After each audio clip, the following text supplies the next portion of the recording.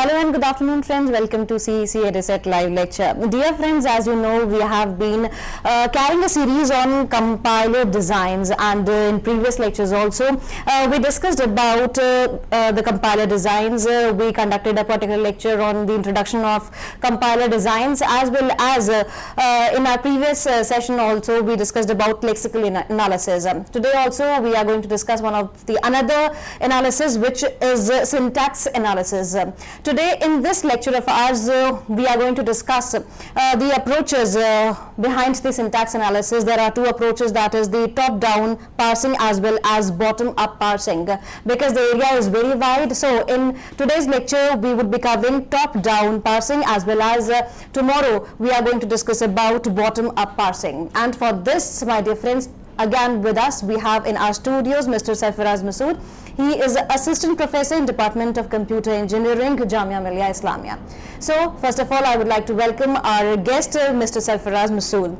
Thank you. Hello, sir. Welcome to the EDISEC lecture. And as far as we have discussed a lot on compiler design, their introduction, as well as lexical analysis, today we are basically going to start with the syntax analysis. Yes. So, what basically we are going to cover today? Thank you, Ms. Geetika, for once again calling me over here, and I welcome once again everyone listening to this channel.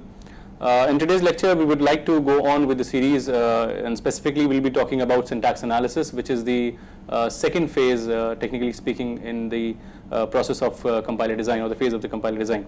So we have already talked about the introductory part, in which we slightly described each and every phase, and then we talked about specifically about the lexical analysis phase, in which talked about how the source code will be scanned out, and we'll be reading out the tokens from it. And then there we said that these tokens will be fed into the symbol table, as well as they will be passed on to the parser. So now this is the task of the parser to check whether the order in which the tokens are arriving, is it right or not. So definitely we need to have a benchmark by which we can analyze the correctness of the order of these tokens. So for this we would be looking on for this lecture. As she just said, that the amount of content to be discussed in this is slightly more wider in nature as compared to the earlier phases we discussed. So we'll be discussing this in two parts. In today's lecture, I'll be looking forward towards discussing the top-down parsing approach.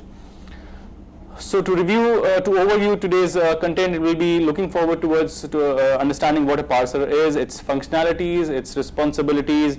Definitely we cannot understand parser without talking about grammars, and specifically the context-free grammars. There are certain issues in the grammars that need to be dealt with before we go on with parsing approach, which we will be definitely discussing in today's lecture. Then we will be talking about top-down parsing, in which we talk about the traditional approaches, the recursive descent parsing, the predictive LL parsing, and definitely we will be talking about some table-driven approaches also, which are far more superior in nature as far as these are concerned. And we'll be concluding with some productive remarks. I deeply acknowledge the various sources from which the examples and images definitely have been taken for the purpose of this lecture, because we would not be able to complete this lecture without these examples, specifically the Aholman City book. Okay, so let's come down to the first slide as far as the parsing process is concerned. We have already seen this scanner and its working in the previous lecture. This part has already been discussed. We get the source code, the scanner is scanning out the tokens actually, and these tokens were being fed to the symbol table, as well as they were also being sent on to the parser. Now the order in which these tokens are being received one by one, this order will be checked by the parser. For this checking purpose, these will be checked against a grammar actually. So grammar, as we all know, as I expect that you must have been through the topic of automata theory, from where we do discuss this topic of grammar, specifically context-free grammar in details. So definitely that portion of yours must be sound enough. So this parser will be having a grammar of the particular language for which it has been designed. So it will be getting the tokens, and it will be checking against the grammar that whether these tokens are arriving in the very order which have been specified in the grammar. So a grammar is there to check the structure of the tokens. As an output, this parser should generate a parse tree. The syntactic errors and also the recovery from the errors is another important task that the parser performs. Recognizes the correct syntaxes and report errors. So that is why we can see a direct interaction between the error handler and the parser clearly being mentioned in the slide. So the parser is getting a token. The moment it gets a token, it tries to analyze it with the grammar that it has. If everything is fine, it issues an acknowledgement and also a request for the next token, which can be seen over here as a next token request to the scanner. The scanner gets this request. It again extracts out another token from it and then passes on it to the parser. And the parser at the same time is now generating the parse tree as well, which will be actually sent on to the rest of the front end for the IR generation on other purposes. To point out the major roles the parser has to perform, specifically as far as error processing is concerned, it has to detect syntax errors, which we will talk about how to differentiate between a syntax error and other errors. Find the position at which the error has occurred. This is very, very important so that it can be clearly and accurately described. Recovery from an error is also very necessary in order to continue and find further errors in the code. With this we have already discussed in the previous phase. I gave you an idea about it that we do not expect a compiler to stop at the first error it identifies. We want a compiler that should, at least within that phase, try and find out as many number of errors as much possible, so that it becomes slightly more easier for the programmer to debug those. And definitely this entire process should not affect the compilation of the correct program also. We should not hold on a correct program for too long, and it should not be too complex for that very situation.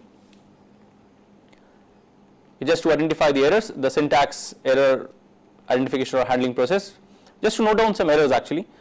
We have already seen lexical errors which is actually a misspelling of tokens. The way a token should have been written as defined by its pattern. If it's not according to that, then this will be referred as to a lexical error. Syntactical error, as we are encountering right now, is actually the incorrect order, or it can be an absence of token. For example, there is a certain way in which a series of tokens should arrive. If that is not the very order in which they are arriving, or a token has actually is actually not there in the source program, then that situation will be referred as to a syntactic error. A semantic error can be a case when everything is right in terms of spelling, everything is right in terms of the order, but these components, these tokens do not mean correctly when kept together. So it may be a possibility that we have incompatible types on both sides of the equation. That is one of the cases when we do encounter a semantic error. And then we also have some logical errors in our programs that let's say we end up making an infinite loop within our program, or there is a case of division by 0. So these are situations which come under the logical error situation, and these errors we do not expect our compilers to identify. So we are more concerned about the lexical, syntax and semantic errors. These errors, the logical ones, are left over to the programmer to identify and debug. But definitely some response would be shown by my program by which I can identify. Majority of the error processing occurs during the syntactic analysis, the syntax analysis phase. So this is another area which we have to look forward. Definitely we cannot move forward without talking about context-free grammars. We will have to talk about something in terms of context-free grammars. These are inherent part of any compiler, because this is the way in which the rules are specified in which the tokens must arrive. So to define mathematically a context-free grammar is actually a 4-tuple, V, sigma, P and S, where V is a finite non-empty set of terminals. It's actually a set of, this should have been a set of non-terminals or tokens in the language. Sigma, which has been misspelled over here, it should have been a set of terminals to denote the set of strings. S is the start symbol, which actually belongs to the non-terminal segment, and P is a set of productions or rules. Variables are actually those components in my grammar which will come on the right hand side of any production, which will come on the left hand side of any production, and will also be there in the right hand side of my production. Terminals are actually, the sigma part are actually those elements, or those symbols in my grammar which will never come on the left hand side of my production, or actually which will come as a part of my sentence, which will be there in my sentences, which form my sentences. So variables are the way by which I reach my sentences, and sigma are the way in which I end my sentences. The start symbol is that special non-terminal, is that special variable which actually starts my derivation process for a sentence, and P is the set of rules or productions. So this is a combination of variable and terminal. which specifies how this combination of variable and terminal will lead to my sentence. So as we can see a structure over here, one of the rules can be specified as variable deriving. Specifically, if we talk about context-free grammars, we'll find all the rules of this type. Variable will derive any combination of variable or terminal. So this is what I was saying. A terminal should, if it is a terminal, should never arrive on the left-hand side of any production. However, a variable should arrive on the left-hand side, as well as it can also arrive on the right-hand side of the production. So this is a general way how we write productions in context-free grammars. For example, there is a production S derives idem equal to expressions, where expression, another variable, can be derived as expression, op, expression. Expression can be further derived as identifier, or expression can be substituted as num, where op, another variable, can be replaced by plus, or op derives minus. So we can find that S, expression, op are variables. However, idem, num, plus and minus, these symbols are terminals. The following sentences can be generated by the above mentioned context-free grammar. Identifier is equal to identifier plus identifier, or identifier is equal to identifier plus int, or num actually, or identifier is equal to int or a num in this case. So we say that these sentences have been derived from this grammar. So the elements that we can see in this sentence are nothing but the terminals of this grammar. So terminals come as tokens in my sentences, and variables are the way by which I get these sentences. So we have to derive these sentences. So from the start symbol, if this is the start symbol, from the start symbol we derive these sentences, and we call this process as derivation. A derivation is actually a set of grammar rules applied in a sequence such that this transformation happens from a start symbol to a sequence of terminals or tokens which I can find in my sentence. So if I am able to achieve my sentence from a valid sentence from my start symbol, I call this process a derivation. And we all know that this derivation process can be done in two ways. We have seen it in automata theory that derivation from a grammar can be of two types. It can be a leftmost derivation or a rightmost derivation. If we try to target the leftmost variable and then try to apply a production, this process will be referred as to a leftmost derivation process. However, in any sentential form, if we target a rightmost variable and then try to apply production on it, such that we keep on doing this process unless we receive the sentence, so that process will be referred as to a rightmost derivation. So we can achieve the same sentence either in leftmost way or a rightmost way. In both the cases it will be called a derivation. But there are certain issues actually with the context-free grammar before we talk about converting or constructing a parser for a context-free grammar. The structure of a grammar or a context-free grammar, to be specific, affects the compiler design process. Different parsing approaches have different requirements in terms of the structure of the context-free grammar. For example, we've got two methods, the bottom-up approach and the top-down approach, and both of them have different way in which they accept the context-free grammar. There are certain way in which, if you want to perform the top-down parsing, there is a certain way in which the grammar must be presented. However, we do not have those restrictions as far as the bottom-up method is concerned. So we may need to redesign our grammar in order to achieve these parsing methods. What these problems can be? These problems can be ambiguity. These problems can be epsilon moves. These problems can be cycles within the grammar. The problems can be left recursion. The problem can be left factoring or absence of left factoring. Out of these five mentioned over here, the three must have been covered up in the earlier topics of automata theory. We know that ambiguity is a situation when more than two derivations for the same sentence are possible. That means for a sentence from a grammar, we have two leftmost derivations or two rightmost derivations or two derivation trees. So it means that there is a confusion in the system that which of the leftmost derivation to choose. So that situation is referred as to ambiguity. That should not be there in my system if I want to design a parser for it. Then I may have some epsilon moves in my grammar, which there is a way of removing them, which should be applied so that we do not have these epsilon moves in my grammar before we move on to design a parser for it. As far as possible, we should remove all those epsilons. Then we may also have a case of cycles where a variable ultimately leads to itself. We also have a problem of chain production. So all these simplifications must be done before we move on towards designing of a top-down parser or any of the parser that we look forward towards. Specifically top-down parser, we need to talk about the last two topics. So in this session, we'll talk about how to eliminate left recursion and how to apply left factoring, and what these two things are and why they are necessary. specifically in terms of the top-down parsing approach. So left recursion is actually a situation when we say that a context-free grammar is said to be left recursive if there is a production of the type A derives A alpha. That means a variable that is starting a production comes on the leftmost part at the RHS. So this you can see, if I replace A by A alpha, then A is coming again on the left hand side, as you can see in this example. A will again and again and again come on the left hand side, and there may be a situation where I may keep on repeating it. Top down parsing approach cannot work properly on such grammars, as it can consistently make selection which wouldn't allow a termination. I may end up in a situation that I'm not able to terminate my repetition of productions or reapplications of productions. So a general case of left recursive grammar can be A derives A alpha or beta. It's a very simple case where I have a variable A deriving two productions, A alpha, that is one part of it, and beta, where I consider that beta does not have an A element in the beginning, in the left part.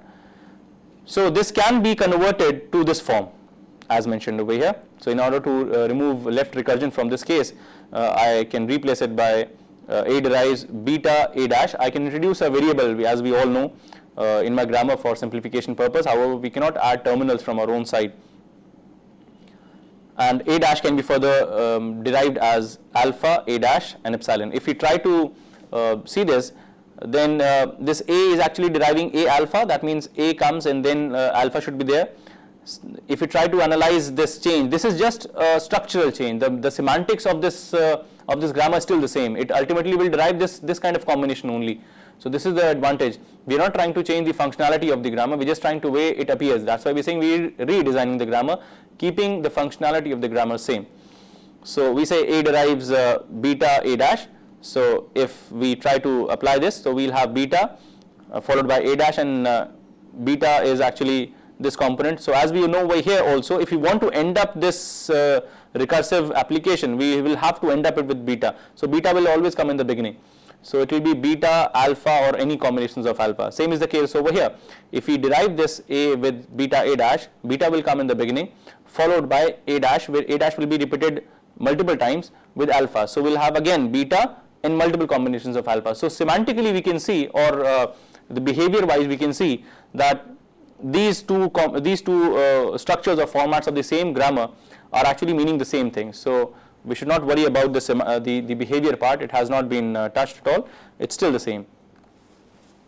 However, if the cases are slightly more detailed or complex, such as the case discussed over here, we have A derives A alpha 1 or A alpha 2 up till A alpha m, and we also have some associated productions of the type beta 1, beta 2, beta n, where as I just said, that no of the beta begins with an A. That's a compulsion. These beta are being called beta because they do not start with an A. So in such a case, what should we do? In such a case, we should apply the elimination process in this way. We'll have to redesign these productions in this way. We'll say A derives beta 1 A dash, or beta 2 A dash, or beta n A dash, and A dash will derive alpha 1 or alpha 2, and so on. Again, we can see over here, any of these beta will come in the beginning, because these are the only way by which these productions will terminate. Because A can ultimately be replaced by beta, then only this repetition will stop. So beta 1 or beta n will come in the beginning. As we can see over here, they will come in the beginning, and they will be followed by any format or any combination of these alphas.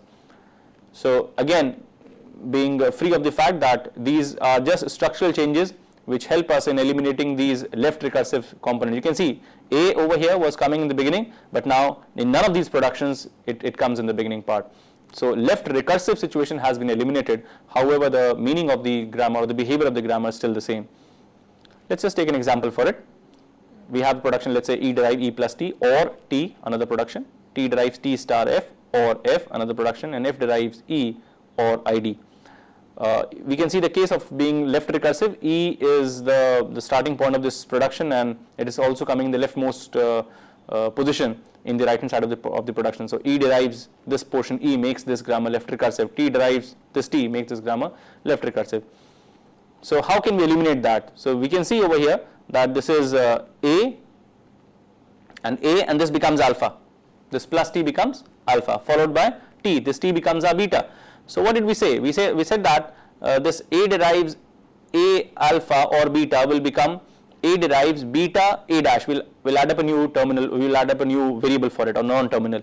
So E derives T dash, or if you remember, this is A derives beta A dash, and A dash, which is E dash in our case, will be plus TE dash, and we can see plus TE is nothing but alpha. So you can see these at these places that we have written in this format only, followed by an epsilon to end up this situation. Similarly, T derived T star F or F will be simplified in this format, or will be redesigned in this format. T derived F T dash, which is F over here is the beta part for this, and T dash is the new variable being added. T dash derives star F T dash or epsilon. However, we do not find any left recursion in these sequence of productions, and we do not apply any process on these.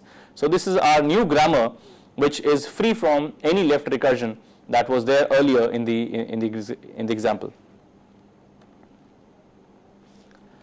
Then comes the case of left factoring. Left factoring is actually a problem when the leftmost components of two or more productions, right hand sides actually of the same variable are same. For example, this may look slightly confusing, but this is a very simple example which can describe the part. Let's say we have got two productions of this variable s derives IET SES or IETS, and you can see that these four components IETS and IETS on both the sides of on both the productions are exactly same. So if I put up a question that out of these two, if only I is the one that is visible right now, out of these two, which one should be applied, there will be a total confusion that either I should apply this production 1 or I should apply this production 2, because the first part of them is exactly matching, and I'll have a sentence from where I'll have to compare. So the terminal by which I am reading right now will be checked over here, and then it will be a confusion altogether. In general, we can say that if I have a production of the type, if I have a collection of production of the type A derives alpha beta 1 or another production alpha beta 2, then such a grammar will need left factoring to be applied. So left factoring is not a problem actually. Left factoring is a solution that we need to apply. So this grammar is not left factored, we need to perform left factoring on it. So for our example, as we mentioned over here, we can see that the alpha or the common part in our example is IETS. So we have written it as IETS. However, the first non-common part is ES, and the non-common part over here is epsilon. So it says that in order to apply left factoring on this part, you simply factor out this alpha. The common part should be taken out. So we can see the solution that has been applied over here. A derives alpha A dash, the common part is here, and A dash will derive beta 1 and beta 2. So the non-common part has been separated out, has been pruned out, and has been kept in a separate production. So over here we do not have any doubt, and at this beta 1 and beta 2 again we do not have any doubt. So earlier the confusion that was there in alpha on both the sides has been eliminated completely. If we talk about again our example of S derives IET, SES and IETS, we can see that we have taken out the common part IETS, and then we've added a new variable R, and we say that R derives ES or epsilon. So if I have a sentence that starts with an I do not have any confusion that which production to be applied. I know that if the current variable is S and the terminal to be achieved is I have to apply this production. And then the non-common part is out there and is actually having no confusion whatsoever. So this confusion has been, or this doubt has been removed. So these two steps are actually the mandatory steps that we need to take up if I want to design a top-down parser for any context-free grammar, provided it is unambiguous, provided it does not have any epsilons or chains or cycles. So these few issues are to be taken up before we talk about designing of a top-down parser for any context-free grammar. So top-down parsing. In this approach of parser design, we repetitively apply grammar rules in order to achieve sentence from the start symbol. Hence, that's why it's called top-down. So we try to achieve the sentence from the start symbol. We keep on applying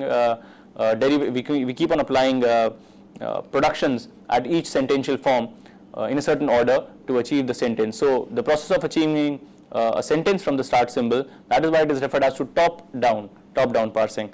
At the same time, I can say that the reverse will be true for bottom-up parsing, where we try to achieve the start symbol from the sentence. So in top-down parsing, we try to apply leftmost derivation. So we say we identify the leftmost derivation for a string and we try to replace, as we can see in example, if let's say we had a grammar, then such applications, A replaced by ABC or B replaced by something like this.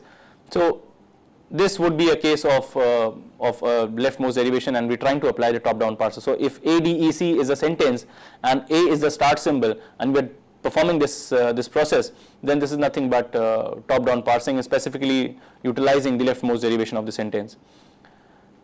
So we do have different approaches within this. We can have the recursive descent parsing approach. We can have the predictive parsing approach also. The recursive descent parsing or the brute force technique, and we can talk about the non-recursive table-driven technique. The recursive descent parsing. Descent, as we know, moving downwards. It is a general category of parsing top-down. Choose a production rule based on the input symbol. This has a problem actually. This may require backtracking. So this will be clear with an example that why do we require a backtracking in this case. For example, we have a production, we have a grammar of the type S derives C, which is a terminal, capital A variable followed by D, that's a terminal, capital A derives, that's a variable, AB or small a. And let's say the input sentence is CAD. So one of the ways can be, let's say, the case can be S derives C, A and D, and then we can simply replace this A by a small a, and then the situation will be okay, that yes, we have received C, A and D. But there can be a situation, for example, let's say this case was CAD again, and we said that the production S has been converted to or has been substituted by CAD. Now we have two options for A. Either we can replace it by AB or we can replace it by A. Because we have not applied any algorithm or any logic that which production to be chosen right now. This is simply recursive descent parsing. Recursively you apply all the options that you have, and if something goes wrong, this is where we said we have to do the backtracking. We have to go back to a previous situation and try to apply another approach, try to apply another option of production, and we also have to do a backtracking in the amount of symbols being read. Look back again on this example. S was replaced by CAD, everything is fine by now. But if my sentence was CAD, this A was replaced wrongly by small a and small b. This is also valid production. This is being said that this can be replaced. But for my input sentence, this is not right. If I read this A part, then my C is available, this A is available, but when I try to find my D, I do not find D over here. It's a B. So over here I understand that I have applied a wrong production for A. So if I have applied a wrong production of A, I need to reapply it. And in this case, I'll have to apply the other part of the production. So first I applied this, and then I'll apply A derived small a. In this case, I have read small a already. This will have to be unread. I'll have to unread it. So I'll go back in my tape also. I'll have to reapply another production also. So all this have to be done. This is where I need to backtrack, and then I come up to this situation that okay, fine, C as derived C A D, and A should now be replaced by small a. I find my sentence C A D as a leaf, and this goes fine. So taking such a simple example, taking such a simple sentence, even then I had to encounter this problem of backtracking. Imagine a case where we've got some large number of productions, let's say 100 of productions or 50 productions I have, and infinite number of sentences are possible. Imagine the possibility of backtracking that I'll have to do. So such a case may look pretty simple as far as implementation is concerned, but ultimately will take a lot of time, and it will be a very costly approach if I take up this kind of a method in designing a practical parser. So my compiler will be actually kind of stuck in this situation of checking a single sentence, and imagine there are a number of sentences that have to be checked within that one single phase. So imagine the amount of time which will be wasted in backtracking and applying a new production, and then applying a new production, unreading the sentences that have been read wrongly. So this will take up quite a lot of time. So then we try to do something called predictive parsing, where we try to predict, where we try to understand that okay, fine, if this is the current configuration, which should be the next production to be applied. So this is not just a hit and trial, a brute force approach, try to apply all the production. This is not that approach. We try to finalize, we try to evaluate that one production that should be applied. So we're trying to predict actually. So backtracking is not a good option at all. To eliminate backtracking, we must make sure the grammar has no left recursion, and we have already applied left factoring to it. The idea is that actually that the current input symbol along with the current non-terminal uniquely should identify the production that needs to be applied. So we try to make a combination of the current non-terminal and the current input symbol on which the pointer is right now on the input tape, and by that we try to find out the next production that should be applied in this process. For this we can have a table driven approach. We perform the left right scanning of the input on the input tape, and we also try to apply the leftmost derivation of the sentence.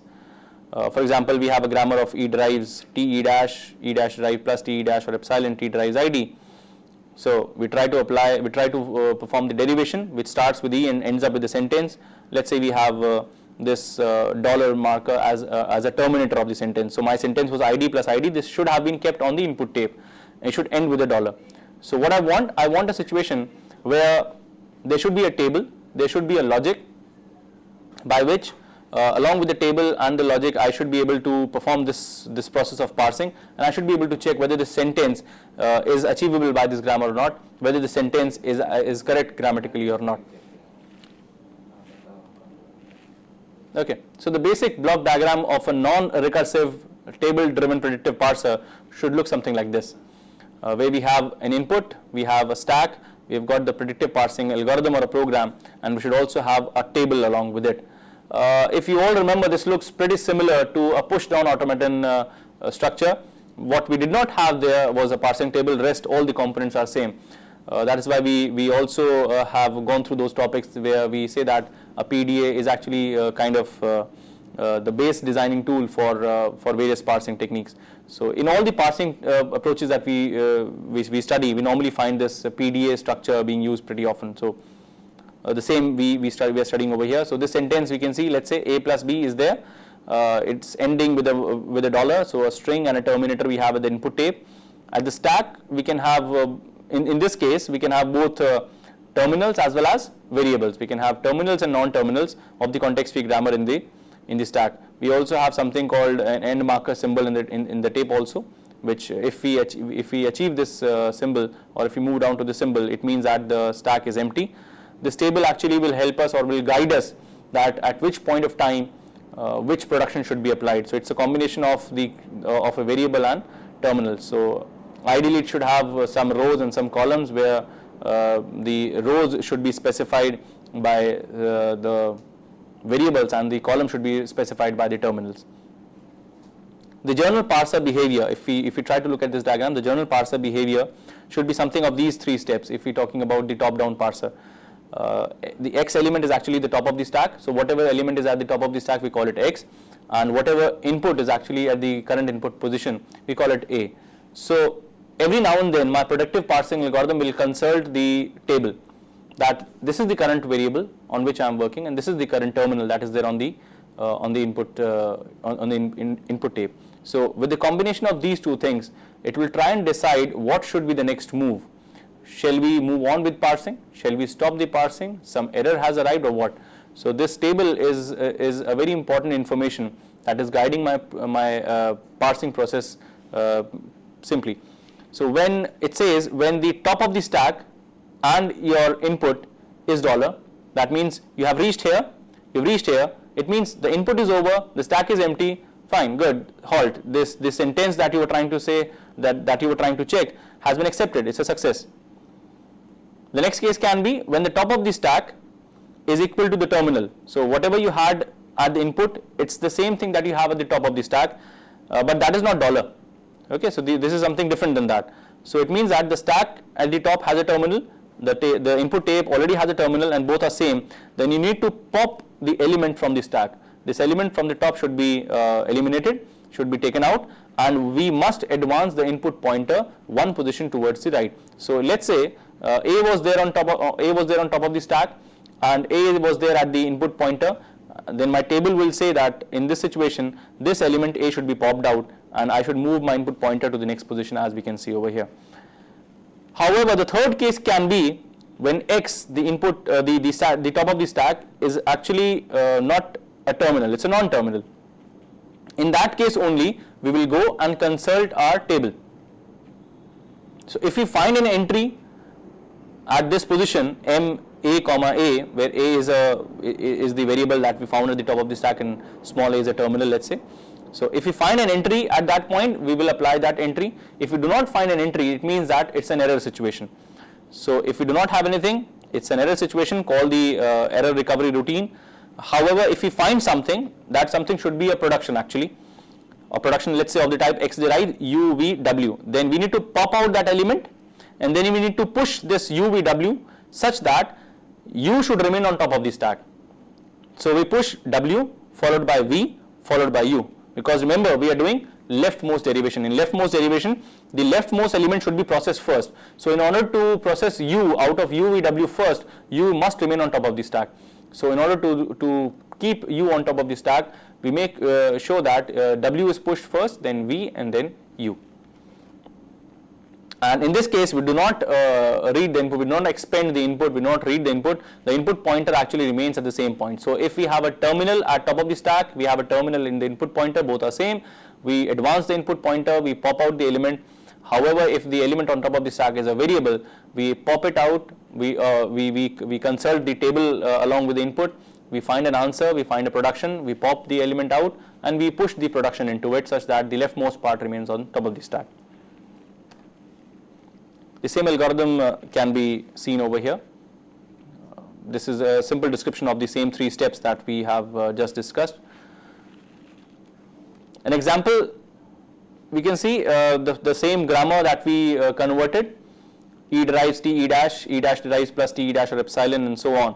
So a table has been constructed for this in this format. You can see the columns are the terminals and the rows are the variables. A combination of a variable and terminal tells me what should be the next approach, what should be the next step, what should be the next production to be applied. If there is an answer, I apply that. If there is not an answer, if this cell is empty, it means this is an illegal configuration, should not arrive in a valid sentence. It's an error situation. If it is arriving, it's an error situation. So I simply say on my current variable e, if I get the current symbol plus, this is a situation which should not be there in a right sentence, it's an error. All the other locations that have been filled up are the valid situations where a production has been specified, a move have been specified that this should be the next step that should take. So provided I have this table and I have the parsing logic, the parsing algorithm, just give a sentence in the input pointer, I should have a stack and I will be able to parse my sentence, I will be able to check whether the sentence has been accepted by the parser or not as per this grammar. Just to trace out the example, let's say the sentence was id plus id star id, it ends with a $, and my starting variable will definitely be the start symbol e. So we can see over here at each level I'm trying to apply a production. So e, that is on the top of the stack, this element e sorry, so this element e is now being checked against id, this is the first part. So e comma id, I go back to my table, e comma id, it says a production e derives t e dash must be applied such that t remains on top of the stack. So you can see that e has been popped out, it has been replaced by e dash and t such that t is on top of the stack. However, my input has not been expended. So this is still the same, I have not moved my pointer from id to plus, it still remains same. So I keep on applying, this time it will be t comma id, next time it will be f, this I have achieved actually from the table again. We can see t comma id in the table, t comma id is ft dash such that f should remain on top of the stack. So I apply it, f is remaining on top of the stack, and we keep on doing this until and unless we get a terminal. You can see next time we got a terminal, id and id. So if both the terminals on top of the stack as well as the input are same, in that case we cancel them out, and you can see that t has been popped out and my input pointer is now pointing to plus, the id has been expended. So this is the way we keep on checking our sentences. A time will come when everything will be expended and I'll be remaining at $ in my stack and I boil down to $ in my input. So if this configuration occurs, it means that the sentence has been correctly checked. The sentence is valid as far as the grammar is concerned, and no problem with this sentence. You can move on with the next sentence to check. So my parser checks each and every sentence in this way if it is implemented in a top-down approach. table-driven top-down approach. This is the leftmost derivation of the same sentence, and we can find this these sentential forms over here also as the output we can see. Now the point is how to construct this miraculous table which had all these informations that at this point of time this is the only production to be applied, at this point of time this is the only production to be applied. How did this table know that which is the right time for a production to be applied? So in order to construct this table, we'll quickly jump on to two elements that we need to find out. We need to find out a first as well as a follow for all the components of my grammar. These two informations actually are needed in order to construct the parsing table. So we'll talk about what is a first, what is a follow, and how do we calculate these first and follow. So first of a string of a grammar symbol, actually it's a set that includes every terminal that appears on the leftmost of alpha. So if I am saying first of any component alpha in my grammar, then first of alpha is actually those terminals which appear on the leftmost side. We'll do the examples and we'll understand what these actually mean. However, if we talk about follow of a non-terminal, then follow is a set of terminals that can appear directly to the right of the symbol A, that variable, in some sentential form. So if let's say there is a situation that S derives alpha A followed by small a followed by beta. If I say what is follow of this A, then follow of this A means which is the terminal that will follow this A. The terminal that will follow this A will be small a. So in this case, in this way, we try to find out the first and follow. I'll describe this process in more details. So why do we need these first and follow? The first is actually used to help to find out the appropriate reduction to follow given the top of the stack and non-terminal. So this first information is actually helping me in understanding that which production actually should be applied at which point. So this combination of my top stack element and my non-terminal is actually should be my first part. So which production, the question is actually like this: which production out of my all these set of productions is matching this element as its first? So it means that if I need to get a small a with a production with a variable, let's say capital S, so it means that which production of S has a as its first, that production should be applied, because this is the only production by which I can get a as the leftmost element. So you can see if A derives alpha, there is a production of A derives alpha, and A is in the first of alpha. So in this right hand side, A is the terminal that is coming as its first. Then when A is an input, replace A by alpha. So I have many production, let's say of A derive alpha 1 or alpha 2 or alpha 3, and alpha 1 is the production that is having A as its first. It means that if you ever try to reduce alpha, you will get A in the beginning, in the left part, and A is at your input in the input table, in the input tape. So the point is, you want to get this A out of all these alpha 1 and alpha 2 and alpha 3. This alpha 1 is the only one which will give you this A. So you apply this production, you replace A with alpha in the stack. However, if you want to, why do we want to evaluate follow? Follow is actually used when first has a conflict, when we have a doubt that these two productions are talking about a similar thing, or there is a doubt, actually there is a conflict, and we need to resolve these choices. So when first gives no suggestion, then follow comes into picture. So the follow element helps us in understanding that which element, which terminal will follow this particular variable, and this will actually help us out in eliminating those doubts. So we will definitely talk about the uses when we generate the table. So now the point comes how to compute the first of any symbol X. So all grammar symbols, we can find out their symbols, we can find out their first. If first of X is a terminal, then first of X is nothing but X itself. However, if X is epsilon, is actually a production rule, then add epsilon to the first of X. So I would like to portray this in a different way. I would say that first of X, if I am trying to find out the first of X and X is a terminal, then first of X will be the terminal itself. However, for such variable X, I have a production of this type, then epsilon will also be in the first of X. And if X is a non-terminal such that it is having a production of the type y1, y2 up till yk. So I have some variable X and it is having a production of this type. Then first of X will be first of Y, logically. This first element, whatever terminal it generates, that will become the first of this, because this entire production is leading by this y1. So place y1 in the first of X. However, if y1 is generating epsilon, then this definitely cannot be the first. The element generated by y2 will become first, because epsilon means this is nothing, this has boiled down to nothing. So if y1 derives epsilon, then first of y2 will be in the first of x. However, if y2 derives epsilon, then first of y3 will be in the first of x. So this will keep on shifting the responsibility to the next yth element if the beginning y elements are deriving x completely. So these are the three rules by which I try to find the first. Example, S derives these two production and S dash derives these two production and E derives B.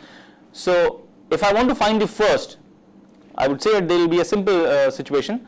A simple trick can be, if you want to find a first of a variable, try to hunt down this variable on the left hand side of production. So if I want to find out first of S out of this grammar, then try to find out S on the left hand side. So these are the two productions in which S comes on the left hand side. So first of S will be first of this entire alpha or this. So if I talk about first of this alpha is nothing but first of I, and first of I is I because I is a terminal. So in my first of S, I'll have I as well as first of small a. First of small a being a terminal will be A itself.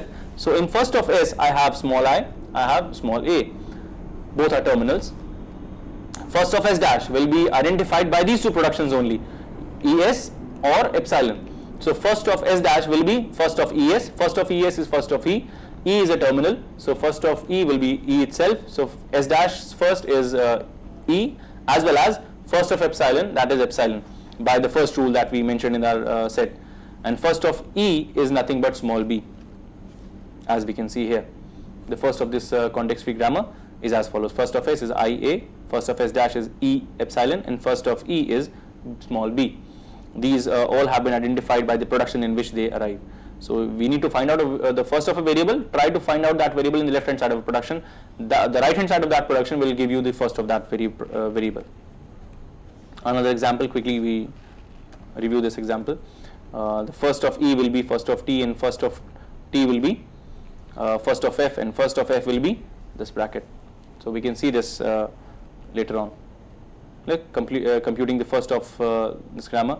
So first of E is first of T dash, first of T dash is first of T, and first of T is first of F. So it's recursively going on because ultimately it has to capture a terminal. If the first element is not a terminal, it will keep on identifying the terminal for it in a recursive way. So E has laid down responsibility on T, T had further its responsibility on F, and F had its responsibility on closing bracket. So over here we find the first non-terminal. So first of E will have opening bracket as well as ID because these two productions are there. So we can see over here, first of E is nothing but opening bracket and ID. Similarly, first of E was also given as a rule of first of F. So first of F will also be there. First of E dash will be this or this, the first two terminals on the left hand side, plus or epsilon, we can see here. So similarly, we can find the first of T, T dash and F. Now the point comes about follow, how to find out follow. Follow has a different way of identification. If you want to find out follow of a variable, then I would say that we need to locate that variable on the right hand side of some production. This is the reverse of the way we find out terminals, the way we find out the first. For first we look into the left hand side, for follow we look into the right hand side. So if you want to find out the follow of a variable, then if this variable is the start symbol, then it will have a dollar also, because dollar is the end marker of the sentence. So dollar will be a special symbol that will be there in the follow of only the start symbol. So follow of S, where S is the start symbol, dollar will be there as its follow. Otherwise, if there is a production of the type A derives alpha B beta, and we want to find out the follow of B, from this production I cannot find out the follow of A. I can only find out the follow of B because B is being used over here. So B is let's say a variable. So I would say follow of B is nothing but first of beta, simple.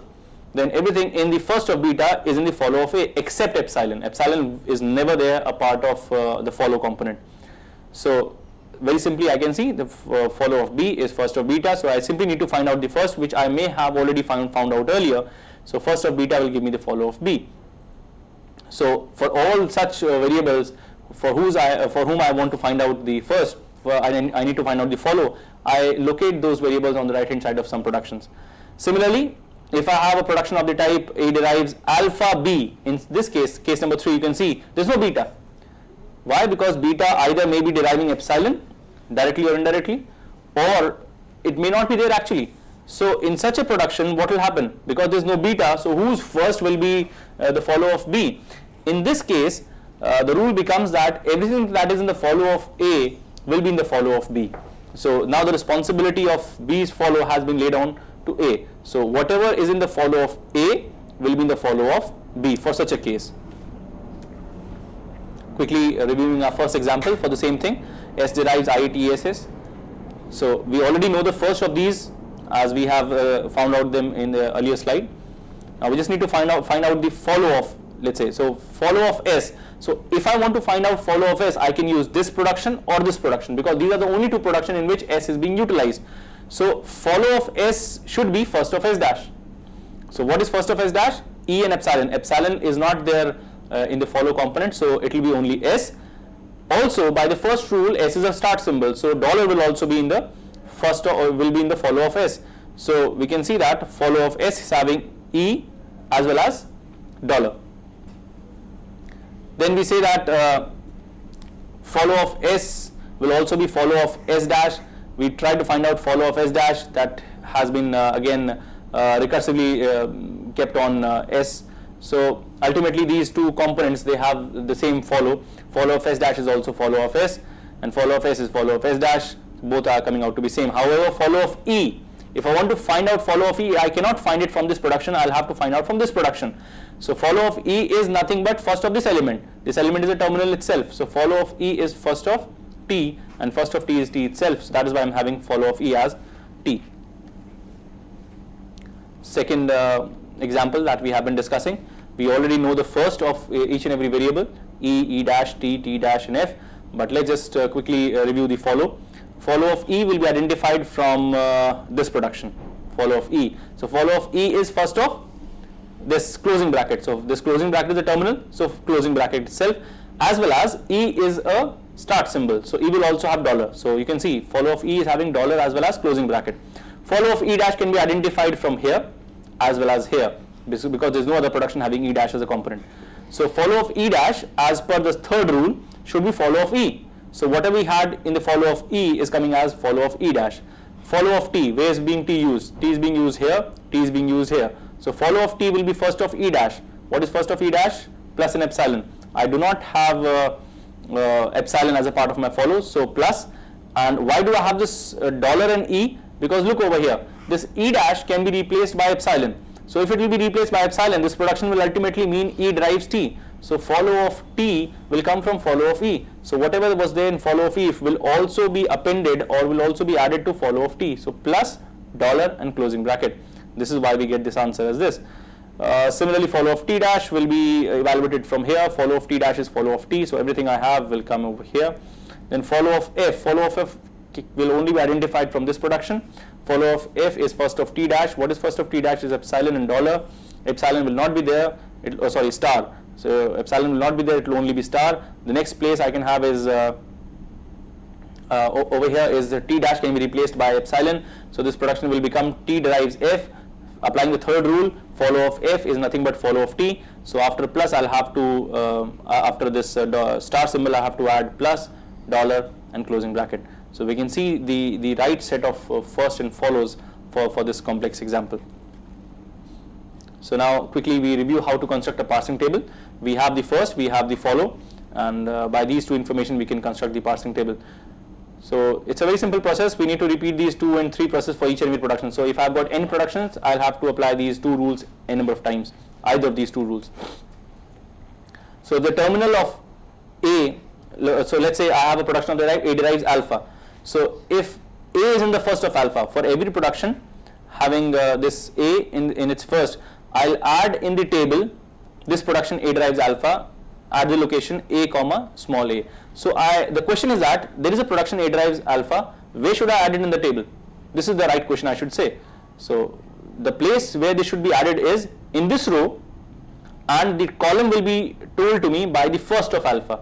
So if let's say I'm having small t as the first of alpha, so this production will be added in the row A and column T. So that cell is the place where this production should be. So in this way, I'll add all the production at the right positions depending upon the variable which is starting that production and the terminal that come in the first of those alphas. The point is that all the terminals that come in the alpha as their first, everywhere this production will be added, not just the first or the second. Everywhere, if I've got some n number of first in the as the first of alpha, then n times this production will be added in this table in the row A. The row will not change. The row is decided by the variable. However, the column is decided by the first. But what happens if epsilon is in the first of alpha? This case 1 was, the point number 2 was absolutely fine if epsilon was not there. But what if epsilon is there in the first of alpha? Then in that case, I'll add this production A derives alpha again in the same row A, because this is the production by which it is coming. But now the column will change. The column will not come from the first of alpha, it will come from the follow of A. So I should have the follow elements that come in the follow, those terminals that come in the follow of A. So all those terminals, they are the guiding symbols actually which tell that these are the columns in which this production should be added. So till the point I do not have any problem in adding productions at the right position by rule number 2. I do not apply rule number 3. Rule number 3 only comes into picture if the first of alpha carries epsilon. So just quickly going through an example table. As we can see here, we already had the first and the follows. Pick up any production, let's say S derives I, E, T, S, S. So this production definitely should be added in row S. This production should be added in row S dash. This production should be added in row E. So you can see E is having only productions of E, S dash is having only productions of S dash, and S is having productions only of S. So E derives B is a production that has been added over here in row E, and column has been arrived from the first of this B. First of B is B. So over here I add my production. So this is the way I construct a table. I have this table, I have the algorithm, I will be able to apply the parsing process very easily. Just to conclude quickly, LL1 grammars are the top-down parsers actually, which scan the input from left to right. They construct the leftmost derivation, use one input symbol as a look ahead in association with the stack symbol to decide the next parsing action. Again, they consult the parsing table. LL1 grammars, they should not have multiply define entry. That means this previous example, as you can see, 2 entries are there in the same segment, in the same cell. This is a multiply define entry case. So this grammar is not an LL1 grammar. The grammar cannot be ambiguous or left recursive. Grammar should have this case that both the first should be different. So keeping in mind these 3 conditions, a grammar, if it satisfies these 3 conditions and we are able to make a table, the LL1 table for it, we say that this grammar is an LL1 grammar. We analyze the grammar and language, its relationship with the parsing. Rearranging the grammar into acceptable forms was also discussed. We examined the top-down parsing, specifically the brute force technique, the recursive technique. We also discussed in detail the table-driven approach. We identified certain shortcomings, and we also got to see that not all grammars are LL1, although they are unambiguous. In next lecture, we will be looking forward towards bottom-up parsing in details.